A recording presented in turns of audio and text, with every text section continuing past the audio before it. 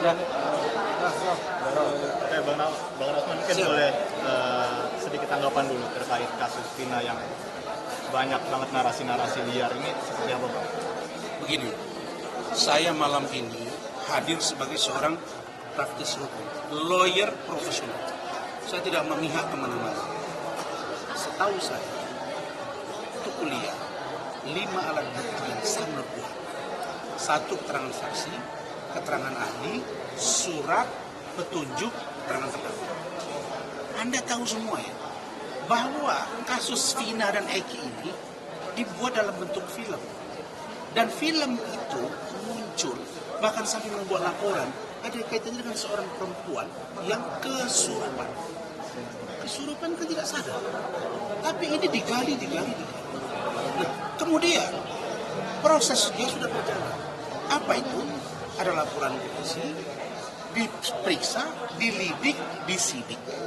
Kemudian dibuat pemberkasan P21, dinyatakan lengkap, dan itu ada di situ yang disebut dengan pra-adjudikasi, di mana terjadi proses pemeriksaan bersama, penyidikan oleh polisi, dan penuntutan oleh jaksa.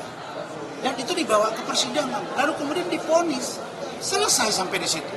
Maka kata Pak Irjen Pol Arihanto tadi, kalau sudah sampai pada vonis dan dinyatakan bersalah oleh majelis, artinya polisi benar dalam melakukan proses penyidikan. Nah sekarang orang bingung nih, ada di situ lahirnya ada namanya disebut Peggy, kemudian ada barusan lagi tadi Lucy kakaknya, kemudian ada Linda, ada Robi, ada keterangannya berbeda-beda. Menurut saya ini nggak boleh dibiarkan biasa. Ini harus berukur sampai pada pelakunya. Tapi syukur alhamdulillah hari ini Peggy sudah dijadikan DPO kemarin dan ditangkap. Dan sudah memberi keterangan yang real. Maka saya berharap penyidik Polda Jawa Barat dapat segera mendalami. Kalau mereka mengatakan DPO dari 3 menjadi 1, bukan menghilangkan yang 2, tidak. Tapi baru ditemukan 1. Nanti akan dilihat. Kalau fakta persidangan atau pemeriksaan benar ada yang 2, tidak ada masalah. Yang penting bagi kita polisi sudah berjalan cepat sehingga rakyat bisa mendapat kepastian hukum. Itu saja. Tapi pandangan dari masyarakat awam nih Bang, apakah memang bisa 2 DPO dihilangkan?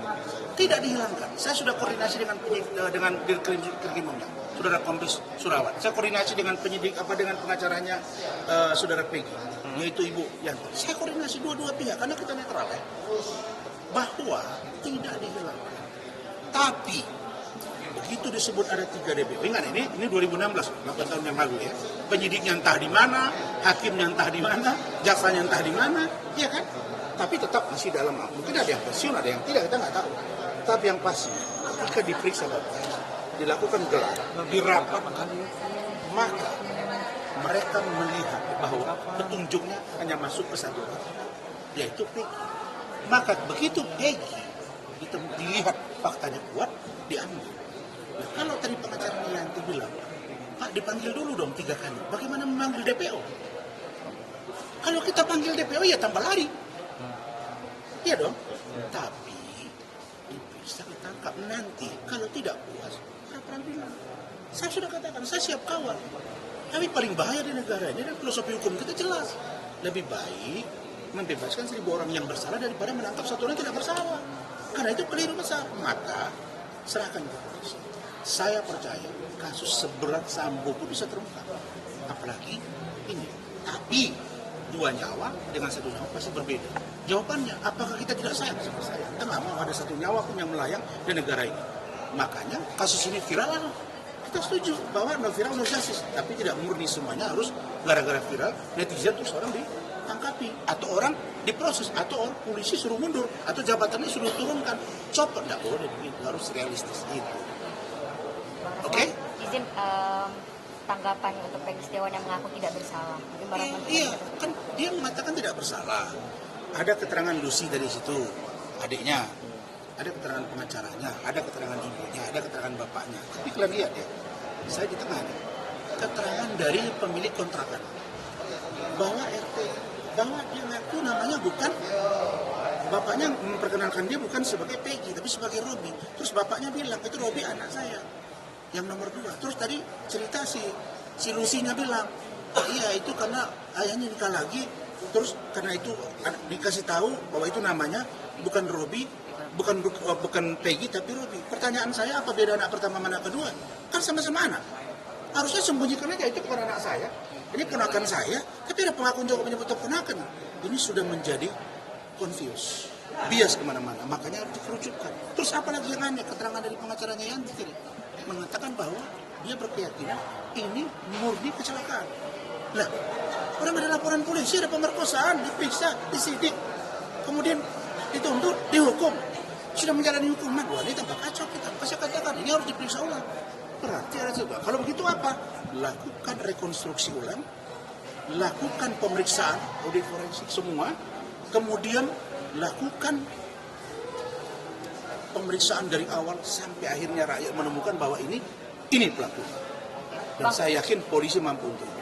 Oke. Bang, artinya abang sendiri apakah bisa mempercaya atau meyakinkan gitu statement Peggy yang mengaku tidak bersalah? Artinya seperti apa bang kalau bang rasa sendiri? Saya gini, pengalaman saya kan dosen juga. Saya mendalami ilmu jiwa perkembangan. Saya kok melihat dari mimik dia ada yang disembunyikan. Dan beban keluarganya saya lihat nggak begitu berat. Saya lihat cara bicara Lucy kan biasa-biasa aja. Cara bicara bapaknya juga datang biasa saja. Loh, Anda bayangkan loh, kasus seberat ini, kalau sempat dia dianggap intellectual debtor, aktor intelektual, hukuman mati loh, ancaman hukumannya. Iya dong, nggak bisa. Biasa saja saya cara dia menanggapi itu. Jadi ini perlu diperiksa kejiwaan, perlu ahli gestur, psikologi, dan lain-lain. Tapi kalau menurut saya, kalau sudah ini mencuat ke permukaan, Polri sudah mengambil alih, kita percaya. Tapi kita kawal. Kompolnas bilang, hari ini mereka sudah datang, bertemu penyidik. Kemudian mereka bilang, Prapit mereka akan datang. Sama-sama datang. Dan saya juga, bukan membela polisi ujuk-ujuk, saya juga banyak merasa tersakiti, tapi saya pakai saluran. Kalau Anda tidak puas dengan penyidik, lapor propam. Anda tidak puas dengan jaksa, lapor komisi kejaksaan. Anda apa sama hakim, lapor KAI. Kan ada semua. Itu.